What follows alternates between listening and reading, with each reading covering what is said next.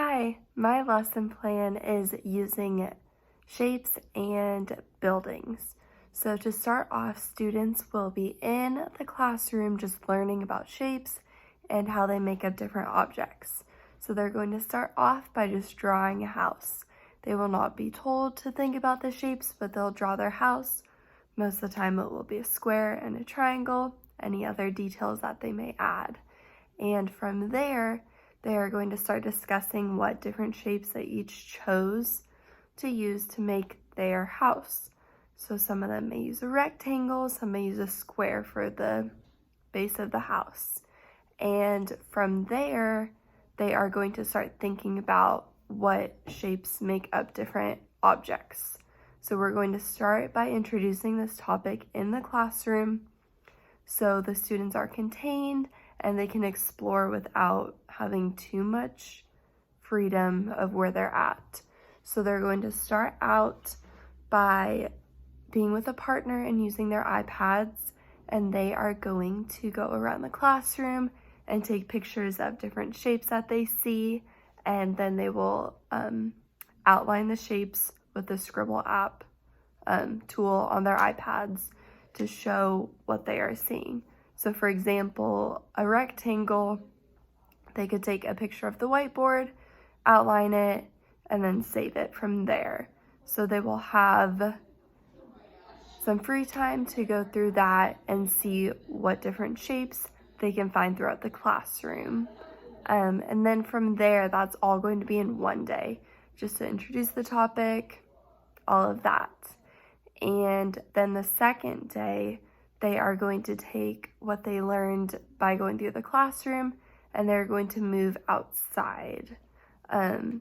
This will happen on the playground or on the schoolyard, and students will be looking for shapes in different buildings, structures on the playground, and all of that.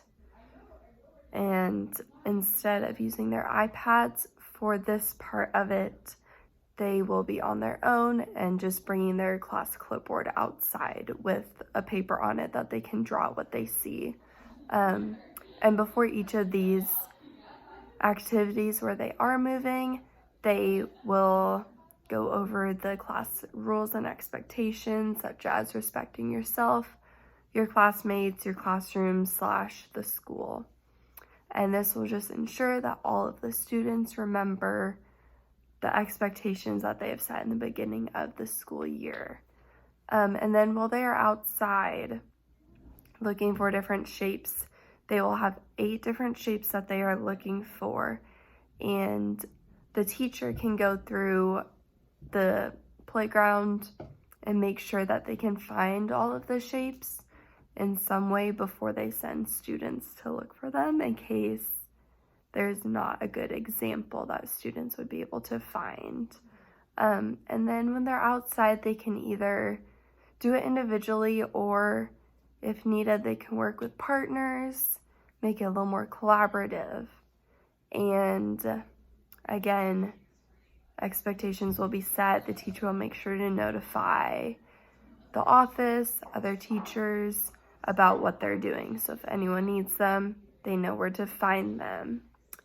And this lesson would work well with social studies and map making.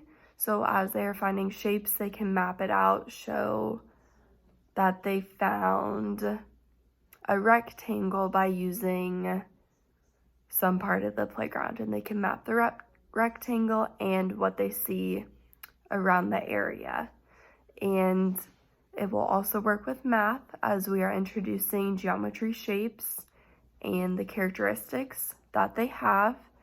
And then it also works with literacy, as they will be practicing their speaking and listening skills when they are discussing what they have found with their classmates.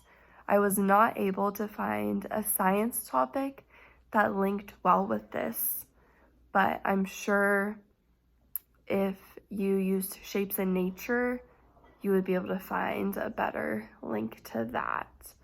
And then with the standards I found, I used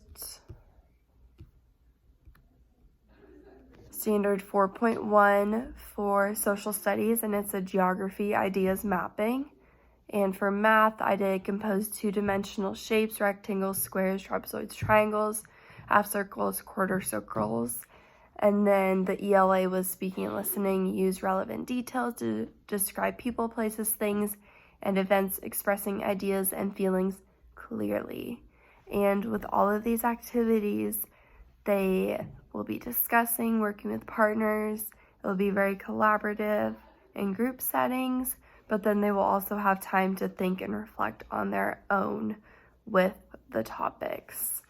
And then as the assessment part, students will be recording everything that they see, what they find, and they will turn that in as the assessment to make sure they were able to find all of the objects and that the objects were accurately portrayed through their pictures. And then they will also write a short 2-sentence reflection on what they learned and how they will find objects in shapes. And then this lesson will lead into another social studies lesson talking about architects and how they design different buildings and structures in history.